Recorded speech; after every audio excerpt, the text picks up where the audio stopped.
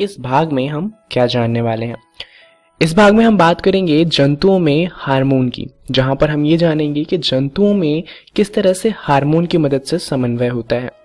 अब यहाँ पर हमारे सिर के पास जो ग्रंथियां हैं वो हैं हाइपोथैलेमस, पीनियल ग्रंथि और पीयूष ग्रंथि।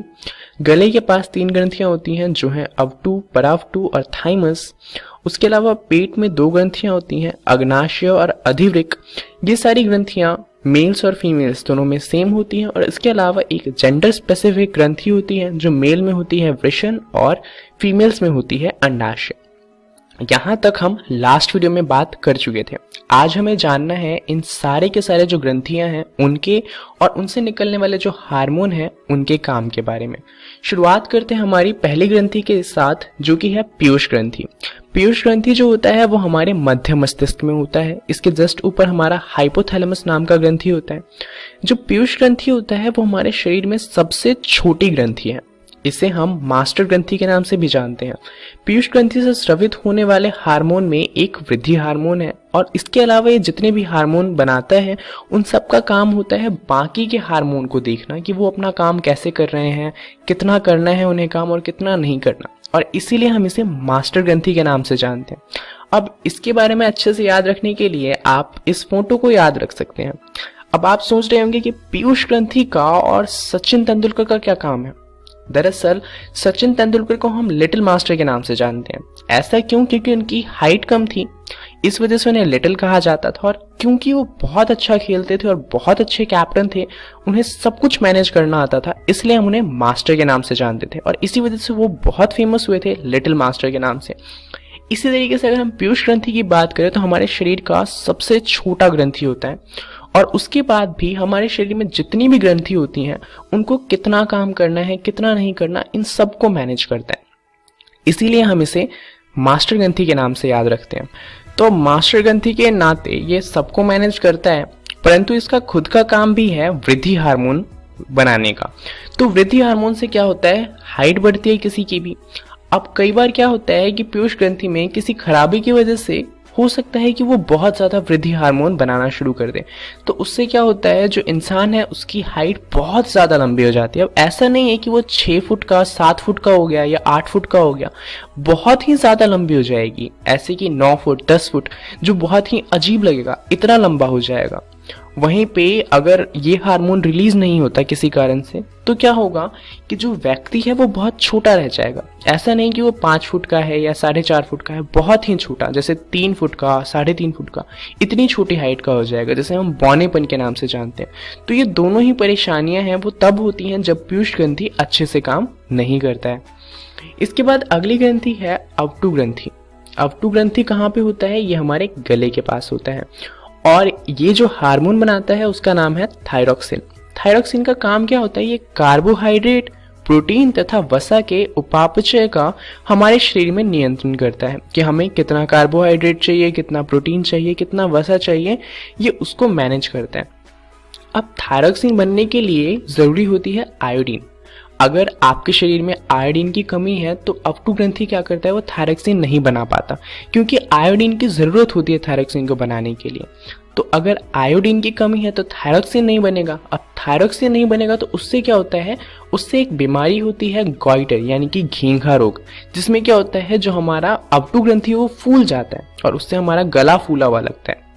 तो थायरॉक्सिन अगर नहीं बनेगा तो उससे ये परेशानी हो सकती है। ऐसा नहीं है कि इस परेशानी का इलाज नहीं है, परंतु अगर परेशानी को अवॉइड किया जा सकता है तो अवॉइड करना चाहिए ज़रूर। तो इसीलिए कहा जाता है कि हमें इनफ अमाउंट में आयोडीन ले लेना चाहिए। अब थायरॉक्सिन जो है उसका एक और काम है, ये बच्चों में मानसिक डेवलपमेंट में काम आता है। तो अगर थायरॉक्सिन नहीं बन रहा है तो उससे क्या होता है कि बच्चे कई बार मंदबुद्धि रह सकते हैं। तो यहाँ पर आयोडीन लेना बहुत ज़्यादा ज़रूरी हो जाता है। अब जितने भी लोग सी के पास रहते हैं यानी कि समुद्र के पास रहते हैं और सी फूड खाते हैं जैसे कि मछलियाँ वगैरह, तो उनमें ये परेशानी होने की बहुत कम चांसेस होते हैं, क्योंकि वहाँ पर जो सी है उसके अंदर आयोडीन होता है, तो सी फूड में भी आयोडीन आ जाता है। वहीं पे जो लोग बहुत ऊंचे ऊंचे पहाड़ पे रहते हैं जहाँ उन्हें आयोडीन नहीं मिल पाता, तो वहाँ पे ये परेशानी बहुत ज़्यादा होती है। इसीलिए कई बार सरकार ऐसे इलाकों में आयोडीन के इंजेक्शन भी पहुँचाती है। चलिए अब बात करते हैं अगली ग्रंथि की। तो अगली ग्रंथि है अग्नाशय। अग्नाशय के बारे में आपने पाचन क्रिया में पढ़ा होगा, परंतु यहाँ पर हमें इसके दूसरे काम को पढ़ना है। यहाँ पर अग्नाशय क्या करता है, यहाँ पे वो इंसुलिन बनाता है और दूसरा हार्मोन है ग्लूकागोन, इसे बनाता है। ये दोनों मिलके क्या काम करते हैं, ये हमारे शरीर में जो शर्करा यानी कि शक्कर है उसकी मात्रा को नियंत्रित करते हैं।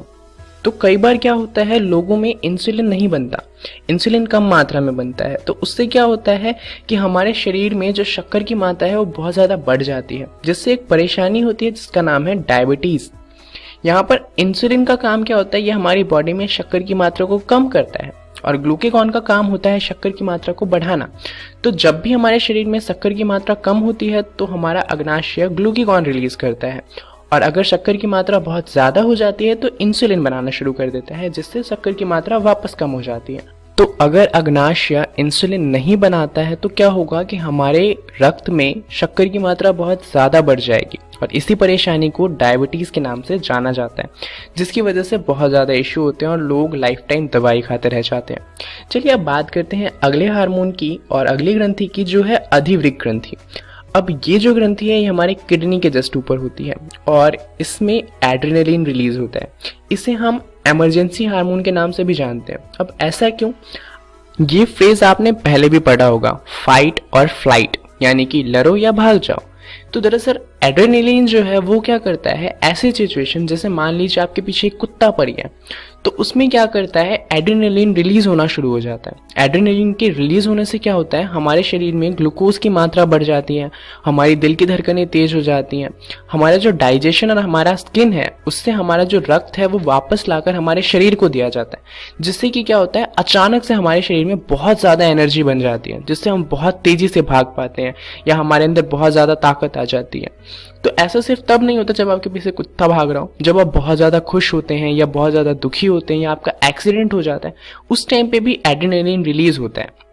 जैसे मान लीजिए किसी का एक्सीडेंट हो गया तो वहां पर उसे बहुत ज़्यादा पेन होना चाहिए और इतना पेन हो सकता है कि वो पेन की वजह से मर जाए, तो ऐसे टाइम पे भी एड्रेनलिन रिलीज होता है, जो क्या करता है, उसे पेन फील नहीं होने देता, नेचुरल पेन किलर के रूप में भी काम आता है। तो इसी वजह से हम इसे इमरजेंसी हार्मोन के नाम से भी जानते हैं। चलिए अब बात करते हैं अगली ग्रंथि की, जो कि है वृषण। ये सिर्फ पुरुषों में होता है और ये रिलीज करता है टेस्टोस्टेरॉन। टेस्टोस्टेरॉन जो हार्मोन है ये क्या करता है, ये हमारे अंदर वो कैरेक्टर्स लाता है जो कि एक पुरुष में होते हैं, जैसे कि दाढ़ी का आना या फिर मूंछों का आना या फिर बहुत ज़्यादा मसल्स होना। ये सारी चीज़ें टेस्टोस्टेरॉन की वजह से होती हैं। वहीं पे अंडाशय रिलीज करता है एस्ट्रोजन। ये सिर्फ लड़कियों में होता है और इसकी वजह से मेमोरी ग्लैंड जैसी चीज़ें बनती हैं।